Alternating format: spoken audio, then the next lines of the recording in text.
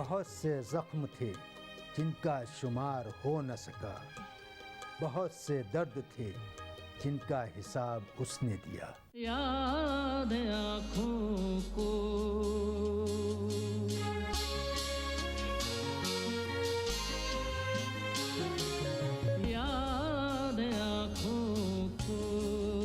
अब तक रोज़े रोशन देखना, याद आँखों को अब तक रोज़े रोशन देखना।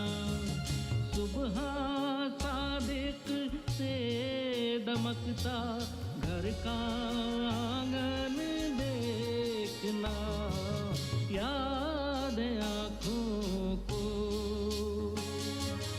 एक परछाई सी लहराती है दिल के आसपास, एक परछाई सी लहराती है दिल के आसपास, एक खुशबू जिसका पैराहन न दामन देखना, याद आँखों को। अरे जान, फिक्र छोड़िए, हमने आपके मसले को हल कर दिया है, खुश हो जाइए। मेरे पास रेसर रिचर्ड या हैमरलेस बंदूक है तो मैं ही तुम्हें अभी यही गोली मार दूंगा और तांगा चलाता हुआ खुद ही चला जाऊंगा। तुम तांगा आगे बढ़ाओ। अगर उन्होंने हमें पहचान लिया तो हमें छोड़ेंगे नहीं,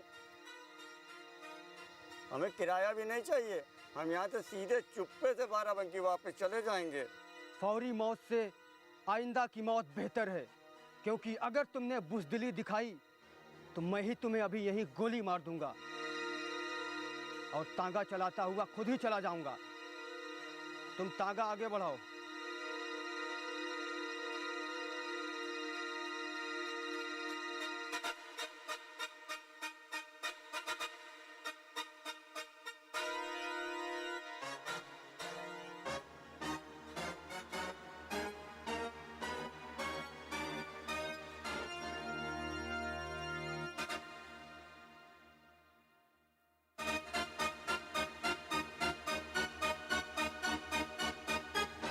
तांगा ठीक से लगा दिया है ना साए में? बेहतर है। अरे चलो, रमजान मियाँ तो यही मौजूद है। अस्सलाम वालेकुम। जी वालेकुम अस्सलाम। अरे भाई, हजरत घर पे है? मैं बता दीजिए कि याकूब चचा आए हैं। अच्छा अच्छा, मैं अभी बुला। बेहतर है। बैठो भाई, बस थोड़ी देर रुकूंगा फिर चलता हूँ। मियाँ आ जाए जरा। अस्सलाम वालेकुम याकूब चाचा। वालेकुम अस्सलाम मियाँ। और सब खैरियत? जी, तशरीफ रखिए। जी शुक्रिया। कहिए मियाँ, कैसे याद किया? हुजूर, मैं तो खुद ही हाजिर हो रहा था, लेकिन फिर मैं गाफिल हो गया। जी याकूब चाचा, एक छोटे से मशवरे के लिए आपको बुलाया था। जी बिल्कुल, हुक्म कीजिए। अरे भाई रमजान, कुछ चाय वगैरह? जी हुजूर। मियाँ, ऐसा है कि आप जरा तांगे के पास बैठिए, मैं अभी आया। चलिए। तो वाकया ये है याकूब चाचा जी कि आज सुबह जब मैं शिकन आलूद कुर्ता पजामा पहन के हुक्का पी रहा था जी, और यही कोई गांव के एक दो मजदूर मेरे साथ बैठे रहे होंगे, हाँ। तभी अचानक कच्चे गलियारे से एक बी आस्तीन कार खिलौने की तरह दौड़ती हुई नजर आई। अरे हुजूर, किसी अंग्रेज की होगी। जी हाँ, मुझे बड़ी हैरानी हुई। इस रास्ते पर मोटर कार तो क्या, मोटरसाइकिल तक तो नजर नहीं आती। कुछ पैदल चलने वाले आदमी या अनाज से लदी हुई टैटू या बैलगाड़ी ही आया जाया करती है।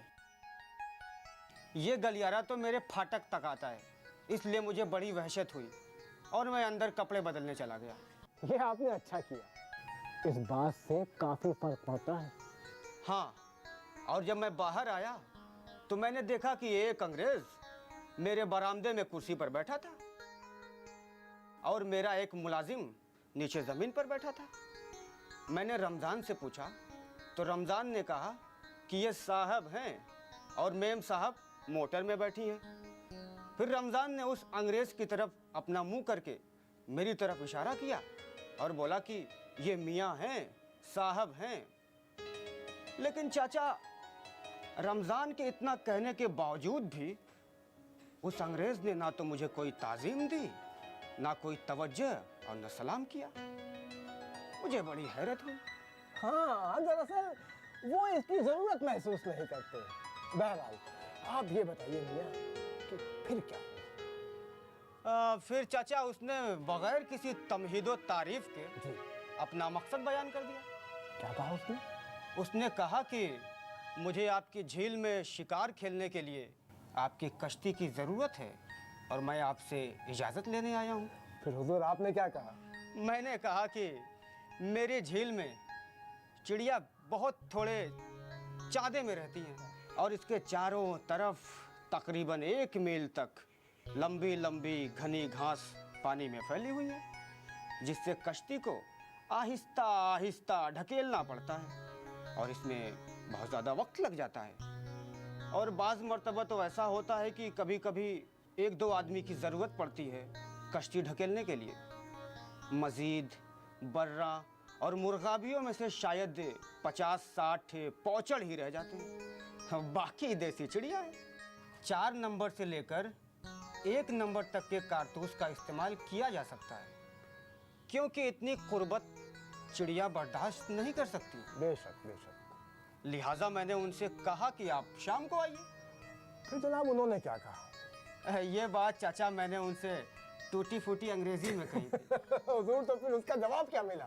मुझे लगता है चाचा कि उसने मेरी बात को समझा ही नहीं, या फिर हो सकता है कि ज़ाती वजह से शाम तक इंतज़ार न कर सकने की बिना पर मुझसे थोड़ा तल्ख लहजे में कहा और कहा कि नहीं, मैं शिकार आज नहीं खेलना चाहता। उसका आखिरी जुमला था, I counsel you to give me permission. हुजूर, फिर आपका जवाब क्या था?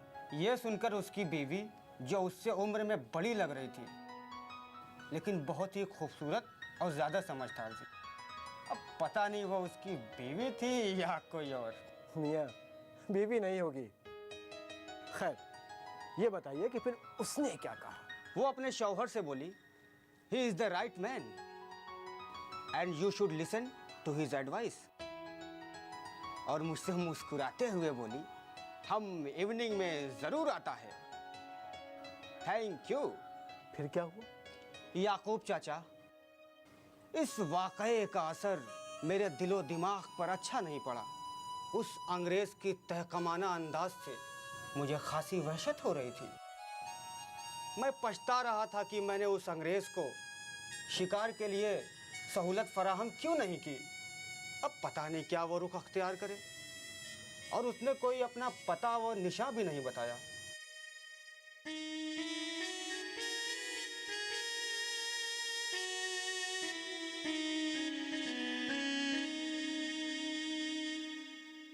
मियाँ, आपने उस अंग्रेज के साथ अच्छा बर्ताव नहीं किया। दरअसल इस कौम का कायदा ये है कि ये लोग बोलते कम हैं और काम ज्यादा करते हैं। ये आपस में थोड़ा कहो गुफ्ती कहो पे यकीन रखते हैं और इसी माकूला पे चलते हैं, जिसकी बिना से ये होता है कि बहुत सारी बातें इनकी पोशीदा रह जाती हैं। अब भाई वो तमाम कमाल तो हम लोग समझ नहीं सकते, लेकिन जितना ज्यादा समझ सके उतना ही कम इनकी जद में आते हैं। अरे मियाँ, इनकी आदतों अदवार के बारे में अहले इल्म ने तो बहुत ही कम बातें कही हैं। वह असल गास में भी इनके बारे में चंद अल्फाज ही कहे गए हैं कि एक कौम है जो कभी कभी समंदर के किनारे पाई जाती। हाँ साहेब, जलेदार साहेब ठीक कहत हैं। ई लोगन सा बहुत चौकन्ना रही के चाहिए। ई लोग पंच इशारन में बात करते हैं और तनिक चुकियो नहीं तो दंत गोलीबारी देते हैं। तू चुप बैठा रहे, हर बात में दखलंदाजी अच्छी नहीं होती। अजीजम, जोहरा की सोबत से जरा सा परहेज करना चाहिए। मेरी राय यह है कि आप जल्द अज जल्द महाराजा साहब जहांगीराबाद से मुलाकात करके उनको सारा वाकया बयान करके सुना दीजिए। दरअसल वो साहिबान इन जीशान से अक्सर मिलते रहते हैं। रही बात छोटे राजा बेबी मियाँ, तो वो कम अंग्रेजी दा होने के नाते एक बार तो मुश्किल में पड़ चुके हैं। अच्छा मियाँ, अब इजाज़त दीजिए, वक्त बहुत हो गया, मुझे भी ज़रूरी काम था। जब राजा साहब के यहाँ जाइएगा तो याद करके भाई मुझे ज़रूर इत्तला कर दीजिएगा आप। ठीक है, चलता हूँ फिर मैं। अच्छा चाचा, बहुत बहुत शुक्रिया यहाँ आने का। अरे मियाँ, शुक्रिया किस बात का, आपके वालिद साहब के ज़माने से आता हूँ मैं। वालेकुम अस्सलाम।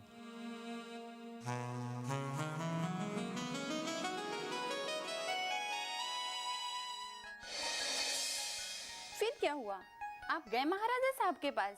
नहीं, क्योंकि उसी रोज अंग्रेज शाम को आ गए थे और शिकार खेलने की मेरी कहानी बड़ी दिलचस्प है।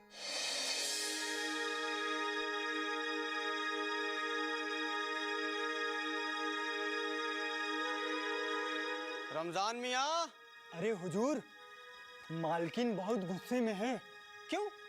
ऐसी क्या खास बात हो गई? बहुत देर से बाट जोहत है, देर हुई गई है बहुत ज्यादा।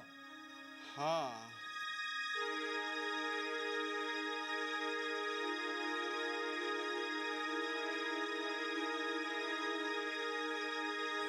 आखिर तुम ये हरकतें कब छोड़ोगे?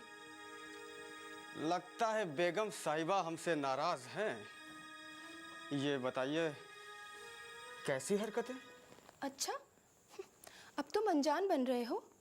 घर में तुमने मालिन और मीरासनों का तूफान मचा रखा है। मालिन मेरे लिए फूलों के गजरे बना रही है और मीरासनें बज़ाहिर गजलें गा रही हैं। और तुम सबको इनाम बांट रहे हो। और अब तुमने रात को गायब होना भी शुरू कर दिया।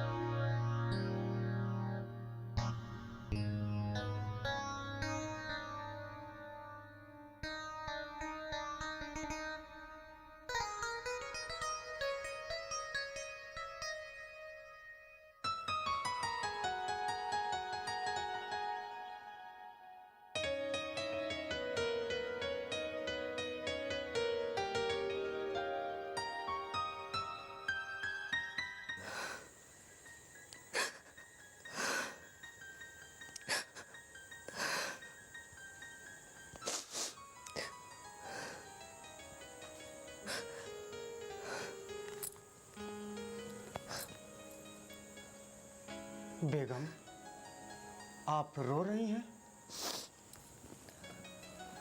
देखो, आपकी आंखें नम क्यों हैं? नहीं तो अब मैं कहाँ रो रही हूँ?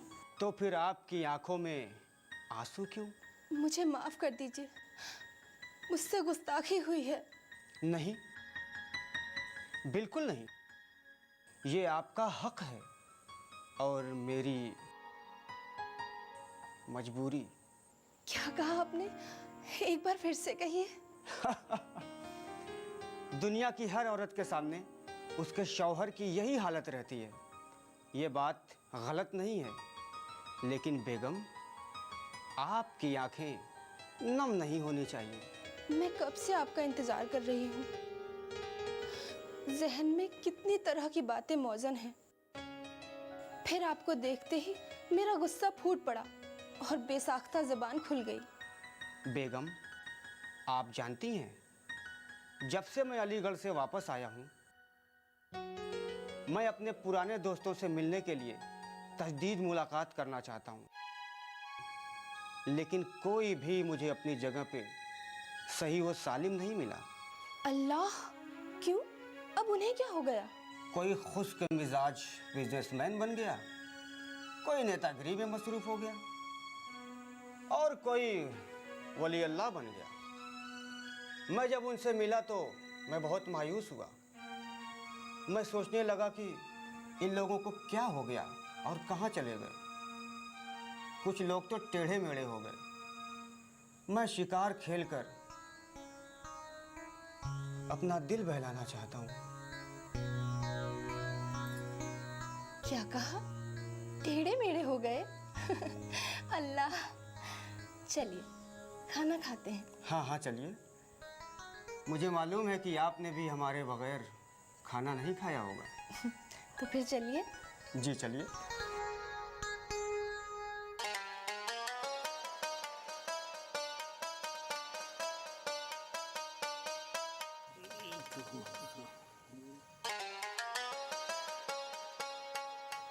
अस्सलामुअलैकुम। वालेकुम अस्सलाम। आओ मियाँ, अलीगढ़ से कब आना हुआ? मियाँ ये तो आपकी मोहब्बतें हैं जो अलीगढ़ से खींच लाई। अच्छा, तशरीफ तो रखिए। जी शुक्रिया। मियाँ, मैं आपसे वो रोम के मौलाना के बारे में कुछ जानना चाहता था। मैं ये भी जानता हूँ तसव्वुफ के बगैर मौलाना के बारे में जानना मुकम्मल नहीं होगा। मियाँ वो सब ठीक है, लेकिन पहले ये बताइए कि क्या आपको वो वाक़या याद है जब वो शौक चंचल लड़की एक बार जिससे तुमने इधर उधर देखकर इजहार मोहब्बत किया था, और उस लड़की ने क्या कहा था? आपके सर पे बर्फ रखने की ज़रूरत है। मियाँ, तुम अब तक उन लड़कियों के चक्कर से नहीं निकले। कैसे पढ़े लिखे हो, अलीगढ़ में घास काटते हो क्या? और तुम्हारी शायरी के क्या हाल चाल हैं? फिर शायरी और आशिकी की बात तुमने शुरू कर दी। जब मैं नव उम्री में था तब ऐसे शेर पढ़ लिया करता था। अब तो मैंने तर्क कर लिया। कभी कभी तबीयत मौजू होती है तो नात ये शेर कह लेता हूँ। इसमें इश्क के हकीकी के मज़ामीन भी शेरों में आ जाते हैं। बहुत अच्छी बात है। तुमको ये वाला शेर याद है जिस पर महफिल में ही एक बुजुर्ग को हाल आ गया था? इस तरह अगर तोड़ा तोड़ी रहेगी, इस तरह अगर तोड़ा तोड़ी रहेगी, तो काहे को अंगिया अंगोड़ी रहेगी। बहुत खूब, तुमने शेर याद तो कर लिया, मगर उस बुजुर्ग की इंसानियत को भूल गए जिसमें इन्होंने अंगिया को इंसानी जिस्म और तोड़ा तोड़ी को सुकरात का आलम बताया था। मतलब ये कि रूह जिस्मानी पिंजरे को तोड़कर अल्लाह से मिल जाना चाहती।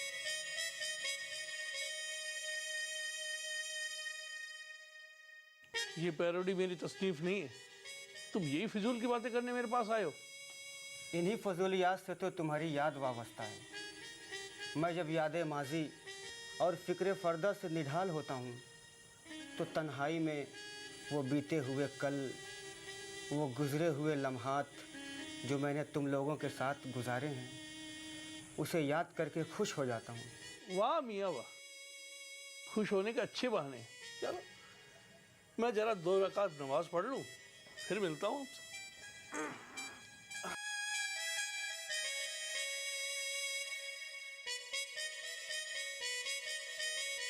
बेशक तुम्हें यह मजाक लगता होगा। अब जब अलीगढ़ से मैं जब घर आया हूँ तो तुम लोगों से मिलकर वही लुत्फ़ हासिल करना चाहता हूँ जो मुझे अकेला छोड़कर माजी में कहीं चला गया है। मुझे ऐसा लगता है मेरा बचपन, मेरी ज़िंदा दिली और मेरी खुशियाँ तुम लोगों से मिलकर मुझे दोबारा मिल जाएंगी। मैं ज़िंदगी से डर गया हूँ। मैं तुम्हारे मौलाना रोम से थक चुका हूँ।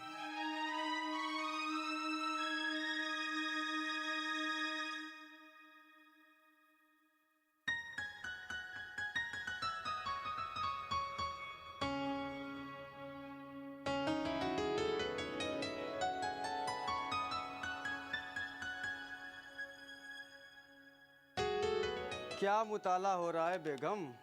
लगता है किसी खास शख्स का खत पढ़ा जा रहा है। वही बुशरा का खत है।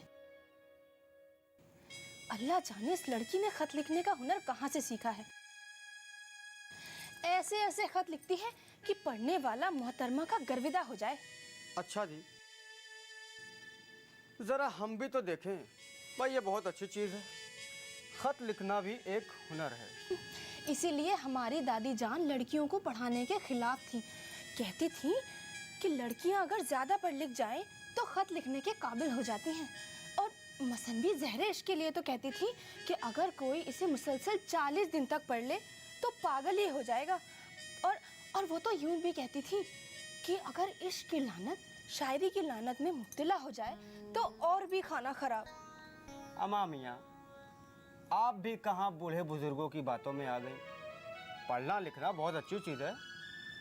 सबसे अच्छी चीज़ ये है कि इश्क करने से ज़िंदगी का सलीका आता है। मैं तो लाहौल पढ़ूं ऐसे सलीके पर।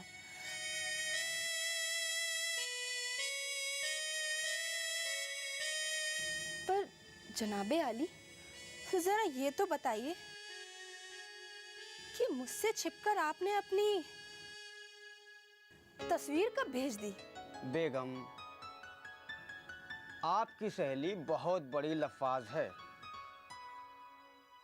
भला मैं क्यों अपनी तस्वीर भेजने लगा? मैं तो आपकी तरफ से खत लिखता हूँ। बहुत खूब, लाइए जरा ये खत हमें दीजिए। और मियाँ, जरा इस मिसरे का मतलब तो समझाइए।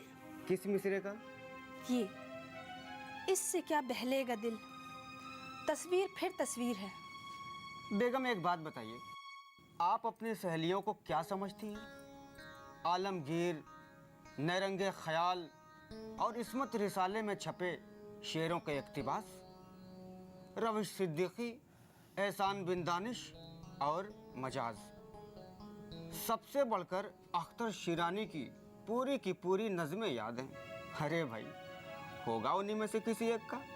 फिर भी आप लिख भेजिए करारा सा जवाब, और मैं देखूं कि बड़ी बी को किसी चीज की जरूरत तो नहीं। आपको चाय की कोई ख्वाहिश है? अब आप कह रही हैं तो पी लेते हैं। जी अच्छा।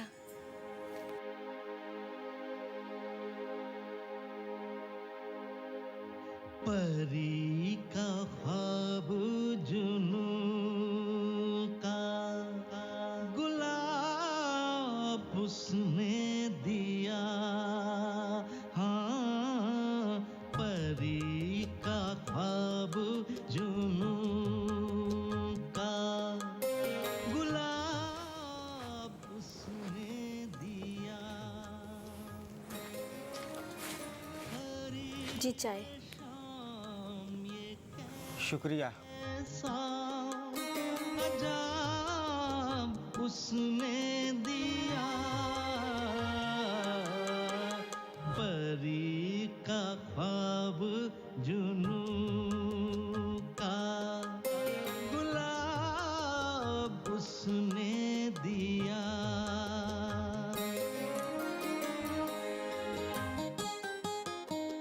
बस इतनी बात को अफसाना कर दिया सबने, बस इतनी बात को अफसाना कर दिया सबने। सवाल मैंने किया था, जवाब उसने दिया। सवाल मैंने किया था, जवाब उसने दिया।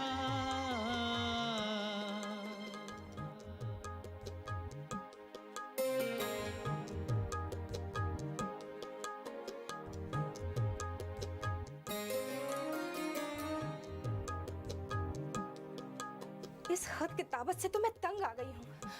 इस लड़की के पास तो जैसे और कोई काम ही नहीं है, और आप भी कुछ कम नहीं है। क्या? मेरा मतलब है कि वो खत ही इतने लिखती है कि जवाब तो देना ही पड़ेगा ना। मगर जनाब, जरा ये तो बताइए कि उसे कैसे पता चला कि आपकी अलीगढ़ रिसाले में नौकरी हो गई है और अब आप अलीगढ़ जाने वाले हैं। बेगम, आप भी हद कर देती हैं। आप ये बताइए कि आपको कैसे पता कि उसे इस बात का इल्म है? कैसे पता? तो जरा ये नज्म सुनिए। मेरे सरो नाज अभी न जा, मेरे दिल नवाज अभी न जा, अभी माहताब है चरख पर, तुझे माहताब न देख ले। मैं ये डर रही हूँ कि कहकशां तुझे बेनकाब न देख ले। ऐ शब दराज अभी न जा, मेरे सरो नाज अभी न जा, मेरे दिल नवाज अभी न जा। नज्म तो बहुत उम्दा है। अच्छा, पर मुझे तुम्हारी शेर व शायरी में कोई दिलचस्पी नहीं है। बल्कि मैं तो अक्सर ये सोचती हूँ कि काश तुम अपनी जायदाद की देखभाल और ज़मींदारी के काम में ज़्यादा दिलचस्पी लेते। मगर तुम बेचारे तो अपना कीमती वक्त सर्व करके घंटों मुस्कुरा के मेरी तरफ से खत लिखते हो। पर मुझे तुम कितना चाहते हो ये सोचकर मुझे तुम्हारी मोहब्बत पर तरस आता है।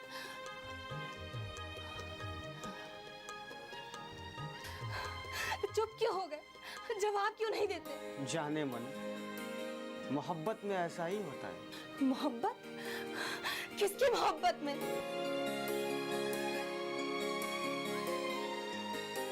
क्या मैं तुम्हारे अलावा भी किसी से मोहब्बत कर सकता हूँ? सुभान अल्लाह। अच्छा, तो ये बात है।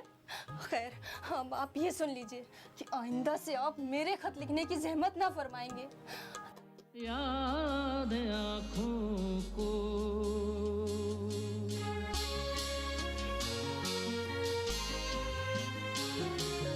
याद आँखों को अब तक रोज़े रोशन देखना।